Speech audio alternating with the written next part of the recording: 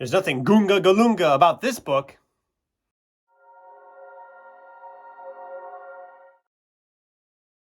Hello, my fellow page turners, and welcome back to my channel. I'm Matthew, the man with a hat who reads, and we are going to be reviewing Caddyshack, the making of a Hollywood Cinderella Story by Chris Nashawaty.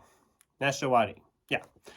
I was excited to read this. I am a huge fan of the movie Caddyshack, and this is a lovely look back into the making of the movie. And I was truly fascinated by a lot of the stuff that was covered in this book. As you can see, it's not very long. It's not a very long book, but I actually had a blast reading this as it told so many back stories on the making of this movie.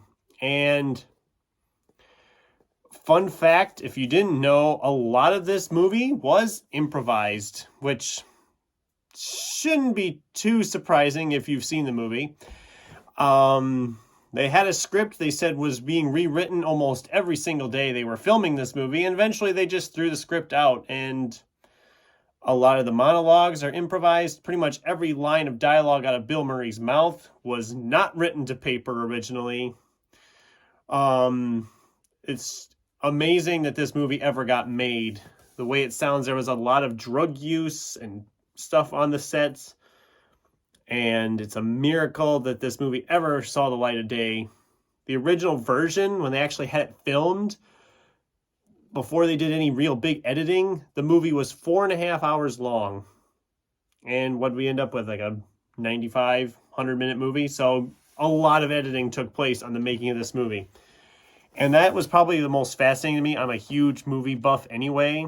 So when they were actually getting into the making of the movie, I was really involved with it. I really enjoyed reading that. And it was also great just seeing some of the dialogue that we all know from the movie in the book. I mean, like I said in the intro, Goonga Galunga. So we finish 18 and he's going to stiff me and I say, Llama, hey, you know, how about a little something for the effort?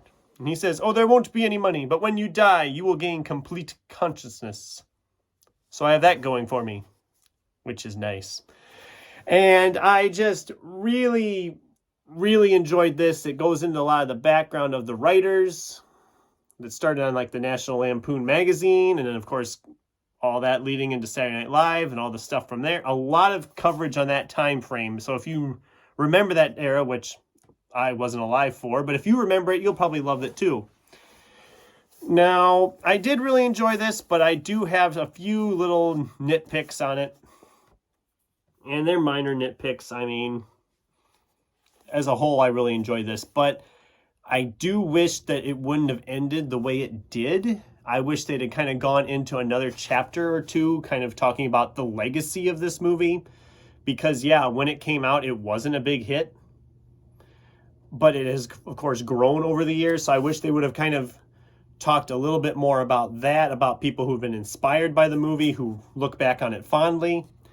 I wish they would have gone a little bit more into detail about the National Lampoon magazine, because they talk about it, but they never really say what happened to the magazine. It actually did shutter.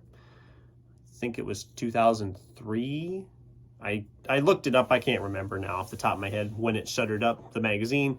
But I mean, just a couple little things like that would have, I think, really brought this over the top for me. And I would have really loved it. Not that I didn't love it. But if you are a fan of the Caddyshack movie, you will love this book. I'm going to give it 4.5 out of 5 stars. I really enjoyed this. I had an absolute blast with it. And what did you guys think? Did you read this book?